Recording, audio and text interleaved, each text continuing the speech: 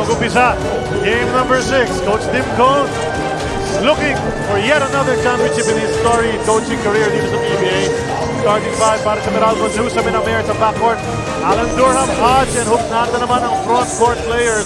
Para kay Coach Norman Black, kabilang panik. It's gonna be Tenorio and Mercado sa backcourt. Brownlee, Aguilar, at Joe Devance naman. Kailang front line ang kwarto na ito. Atin sa atin ang Cobra Energy Drink.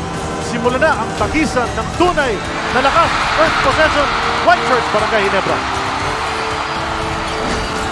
Well, Coach Alex, right from the beginning, it's very interesting to note na uso ngayon yung mga matatanda.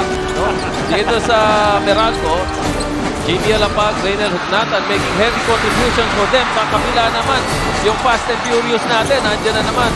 And the longest tenured coaches are really playing against each other. So, uso yung matatanda ngayon. Sa panel lang, pinakabatang nilalagay. Hindi, ako pinakamatanda rito.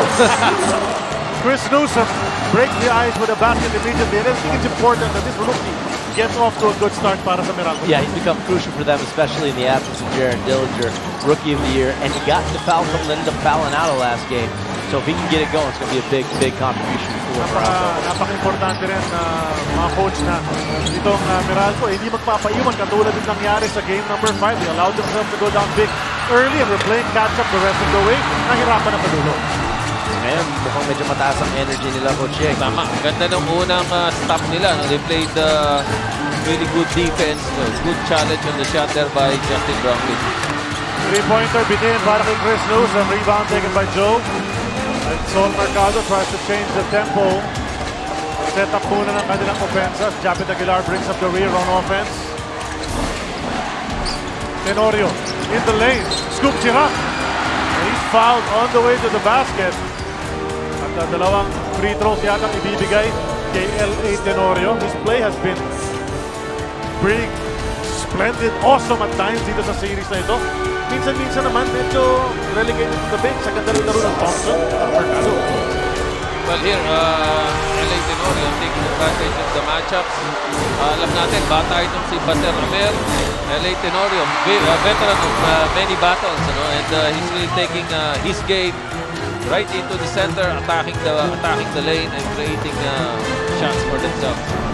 Habang nag-free throw ito si L.A. Tenorio. This is a close-out game para sa Barangay Ginebra. They win this, kanila ng kampyonato. You two coaches, you know a lot about how hard it is to close out a series. You played in the championships in the first 2 conferences of this year. Ikaw, last conference, naglaban nga kayong dalawa. And it's hard, yung mga close-out game na yan, ang hirap talagang makamit. Bakit? Ganito na lang, tanongin mo si Coach Yeng. Kala kami sa kanila. Si Coach Alex. Coach Alex from experience. Pero Coach Yeng, yun na nga, gano'n. So, 3-0 na lamang ninyo sa series. Isa na lang, panalo na, pero hindi pa rin makuha. Took 3 more games to get that. Why is that so? But probably it's the pressure, and also it's the adjustments. These two coaches are really the best coaches that we have in this league. Of course, aside from Alex, ito si Alex, but they will make adjustments. They will make adjustments right in the game itself when it's necessary. And Baser Amer, rookie din yan, pero ang laro niya talaga nag-improve as the conferences went on. Hits a jumper. And a foul is called kontra kay Baser Amer before they even cross that center line. Nagkakagirian yung dalawang gwardiya, Amer and Tenorio. And Tenorio played that to the hilt, sold the call to referee Jimmy Mariano. Also, that's a signal from the referees that they will not allow any extra motions in this game. So I think everybody better take cognizance of that. Sumenyas nga si referee Jimmy ng possible flagrant foul. Kaya naman nire-review nila ngayon right there on the commissioner's area. Sa side court, players of course huddling inside the court. Hindi sila pwede bumalik sa mga bench para makipag-conference sa kanilang mga coaches. Yeah, we abuse that all the time as coaches. It's an extra timeout. But here we're going to see the play. I couldn't tell if LA lifted his arm up or if there was actually an elbow. They're just cutting him off. I couldn't see. Parang wala. Di ko makita kung ano nangyari doon. But as Coach Yeng mentioned, that might be something, a point of emphasis for the refs. Yes. Make sure na walang gulo. First chance, you can call anything. That could be a point of emphasis coming into this game. It's a regular foul. I think that's the right call there. It's actually the benefit of that signing flagrant. You can review it. Kailangan yun. So, para makapag-review ka, kailangan sumenyas na muna ng delivery ng flagrant. And something Coach Yang said at the start of this game was, it's really been huge in this series, the veterans. I mean, the veterans have made plays, and we talk about JJ and Mark, but LA is really a veteran. He is one of the smartest players in the league, and he just knows how to play in these type of situations. Well, isa pang nagsistema rito si Javi Aguilar. Pintis niya ng outside jumper na he was the bida player of the game sa huling laban ng dalawang koponan na ito. Pero ngayon, lamang ng dalawa Meralco, 9:20 to go. First period of game, 6. Reynel Ugnatan against the much smaller Sol Mercado. But we know how strong this guy is. He can keep big guys out of the paint. But that time, nanaig ito si Ugnatan. Ray's such a good post scorer, and as strong as Saul is, if you give him 8 seconds to back down there, I mean, he's going to convert maybe 85–90% of those. Ray away from the ball. A foul was called. Illegal screen ang tinawag kontra Sol Mercado. Well, that's a turnover at the part of Barangay Ginebra. Chance for Meralco to stretch this 4-point lead. The refs are really going to take control. That was a moving pick there by Sol Mercado. So they're going to apply the rules very strictly in this ball game. Kailangan mag-adjust yung mga players. Kung Nathan, napunta kay Durham. If you're Ginebra, you're happy. You see Durham outside that shaded area, okay ka doon. Inaagaw pa ni Japet Aguilar. Picks it up, gives it over to LA, to JP. Ikot-ikot muna top the 3-point line. Sol Mercado's been a dead shot mula riyan. This conference, and there he is. Bitin nga lang ang kanyang unang attempt from Rainbow Country. Cliff Hodge tracks it down. If you're Meralco, you're liking the pace a whole lot more than you were the way you started out Game 5. Early appearance para kay Anjo Karam dahil nasa foul ni Baker Hammer. And there, immediately, bumukol ng tres si Papa Reynel, brought to us by Oppo F1S Selfie Expert. What great percentage this guy is shooting from ICBM country this conference. He's a veteran. He's worked on his game. He'd be a Coach Yang type of big man right now. The pick and pop. He can score in the post, and he is hitting threes when his team needs it. Well, that only means one thing, actually, no? You can still learn a lot even if you're that age.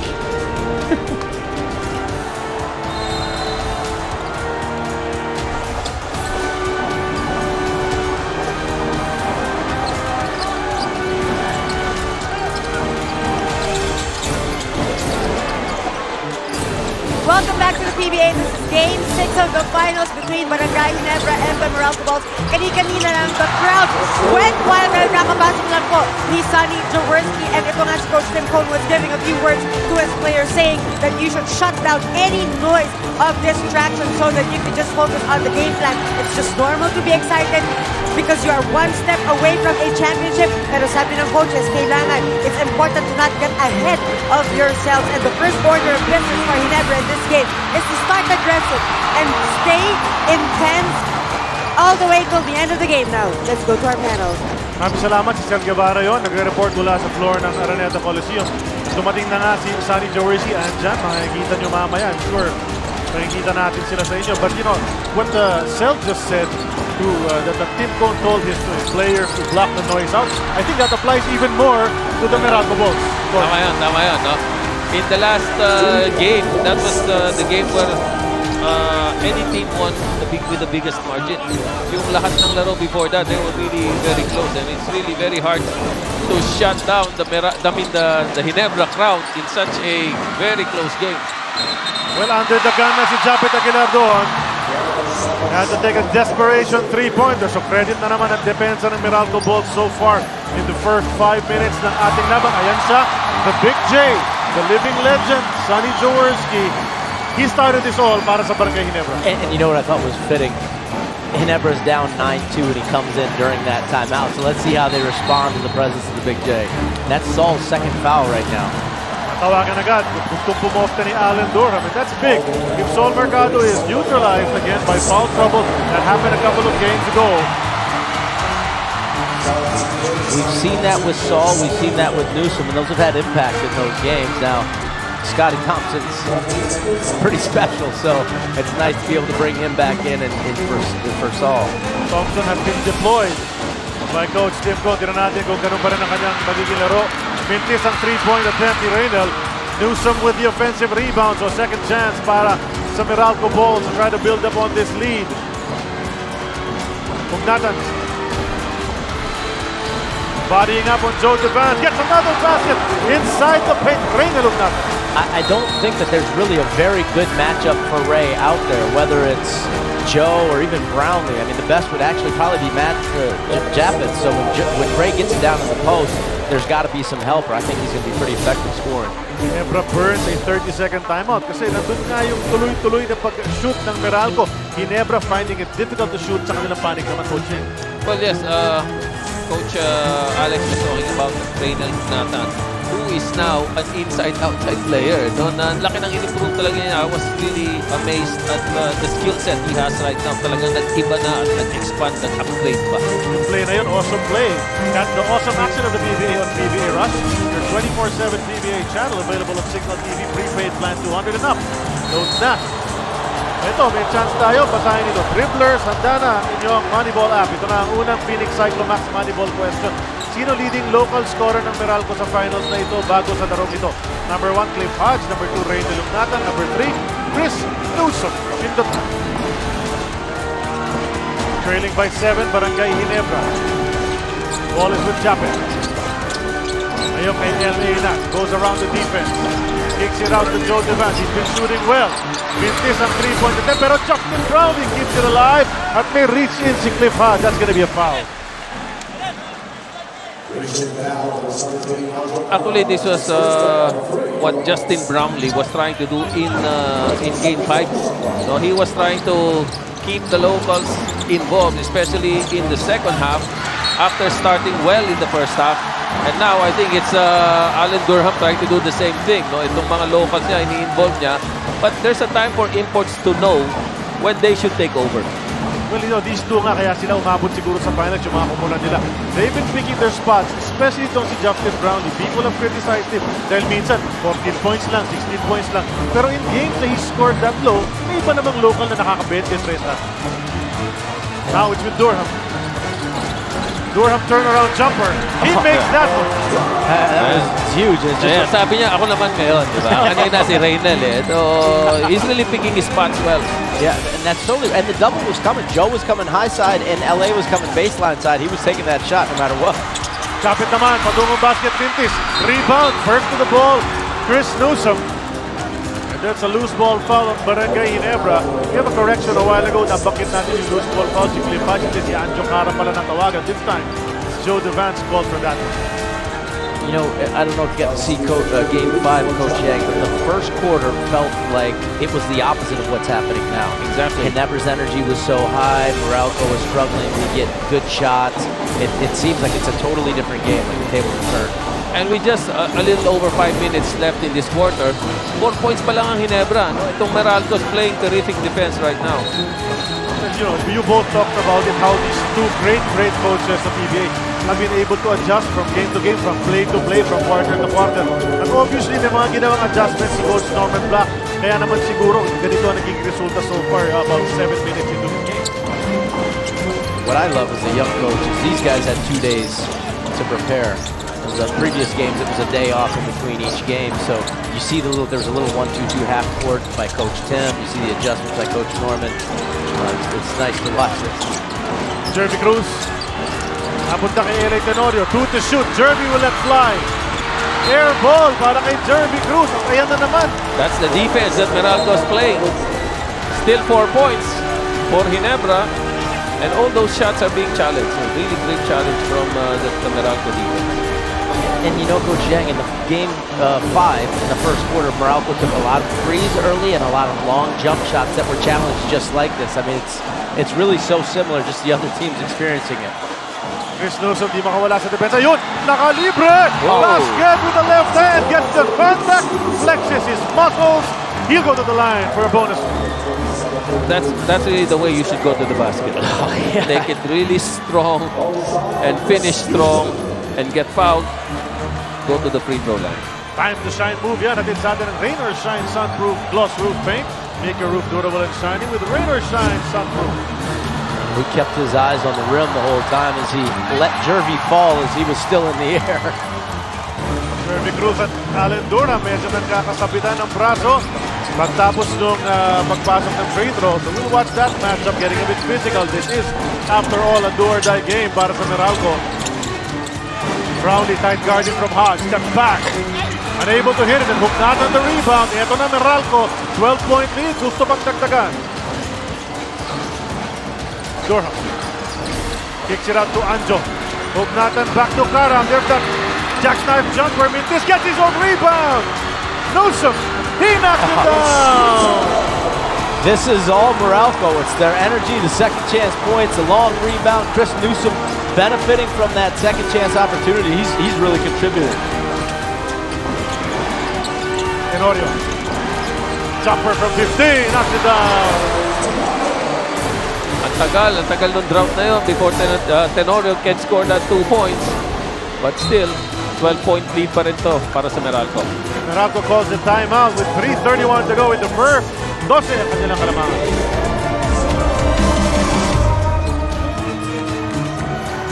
Meralco ball to the 12-point lead at possession. Coming out of that timeout, Reyne Lugnatan. 7 points already in the first period. Chris Newsom jumper. That's the miss, and all alone was Cliff Hodge. 4 na white shirt sa kanyang kalaban sa ilalim. He commits a foul underneath. They got the shot they wanted, and actually Newsom and Hugnatan have each outscored individually Ginebra at this point through the game. They have 7 points apiece, and Ginebra only has 6. Dribblers, ang tamang sagot sa ating Phoenix Cyclomax Moneyball question ay number 3, Chris Newsom, leading the Meralco Balls in scoring with 14.8 points per game. Konglok. Chris, Mark Kagiwa rather. Kapapasok lang, instant offense from the veteran ng Barangay Ginebra. And you know, that play was set up in the timeout. They ran that play and executed it perfectly. That gave Mark Aguiwa the layup. Allen Durham, import kontra import. Nakita si Karam, jumper on the way. He gets it back. And he's got to keep shooting. He's missed a couple of those, but he's going to get those looks, and he has to make Ginebra pay for doubling Durham. Hindi nag-hesitate lang si Ancho. Parang buo yung move dyan. Tumira. He doesn't care if he's missed a couple. He'll keep throwing it up. That's a pass inside to Brownlee. Hook shot. Pasok yan. So they're slowly eating up 2 baskets in a row para sa Barangay Ginebra. Still a 10-point lead for the Bulls. Yeah, but that's the way to do it. Be patient about it. Don't panic. It's only the first quarter, so you'll get your own run anyway. Talk about games of France. Naalala natin yung game number 4 ng series ito. Grabe yun. One team led by 16. Hinabol. Lumamang na 16. Yung kabilang team naman went down the wire. Scotty Thompson. They go out to Brownlee. That's a 3 on the way. That's brought to us by Hobo F1S selfie expert. That's the run. That's the run they're looking for. Ayan na, buhay na naman yung crowd natin. Ayan na po. Ang unang sigaw. Dito sa first period ng Ginebra. Kanina, warm-up pa lang. Sumisigaw na sila. Ay, pero And a flagrant foul. And one by Newsom. And a flagrant. And Newsom. Sean Sumeñas, counted yan. Counted. And Newsom is playing like a veteran. So of course, we know he's the rookie of the year, but para siyang veterano dito. He's grown leaps and bounds. You know, solid na yung kanyang debut. His first game in the PBA was against San Miguel. He dunked on Arvin Santos and hasn't looked back since that. There's the drive. Gets clobbered in mid-air. Pero over the shoulder, flipped it up. At pasok pa rin ang tira. Jeremy, hard foul. Playoff type foul na ginawa ni Jeremy Cruz. Are they gonna? Is that just an anthem? Or are they gonna give him a flagrant foul?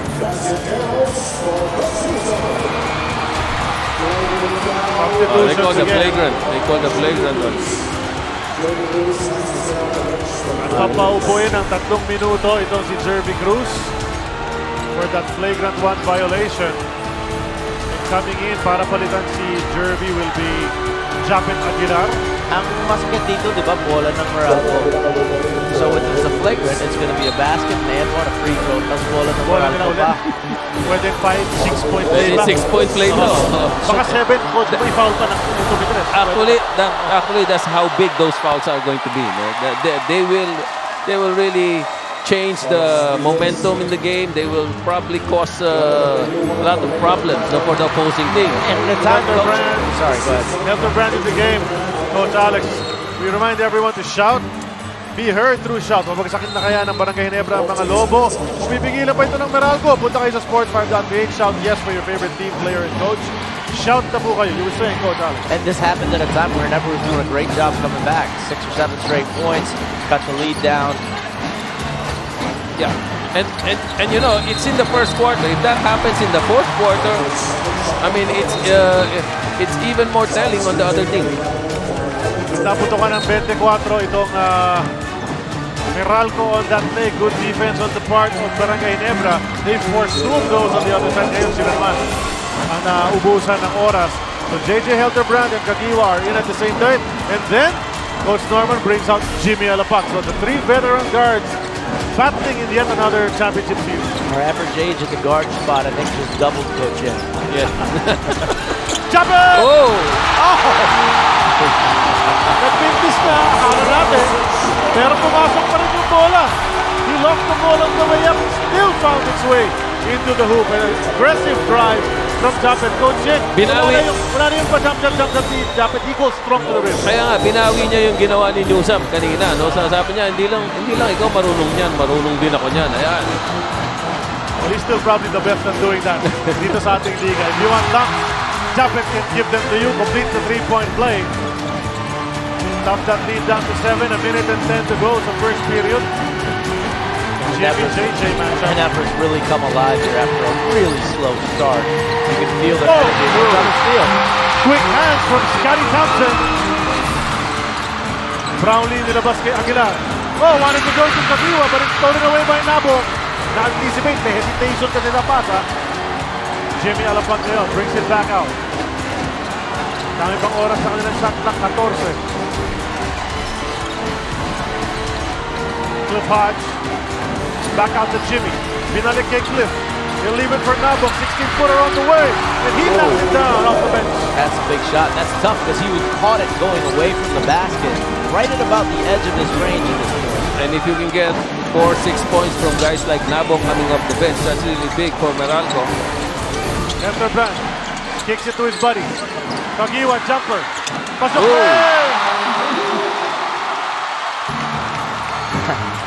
Puso talaga yung mga matatanda. Throwback performance, coach. Oh. Cliff Hodge gets it. Labas kay Uriloan to Jimmy. Jimmy will kick it to Nabo. 2 in a row. Yes, sir! Those are big points, yes. 4 points, 6 points from a guy like Nabong, those are big points. Showing a feathery touch from the perimeter. 27-18 on the score at the end of 1 quarter. Meralco, strong start. Papa Ranger with 7 points.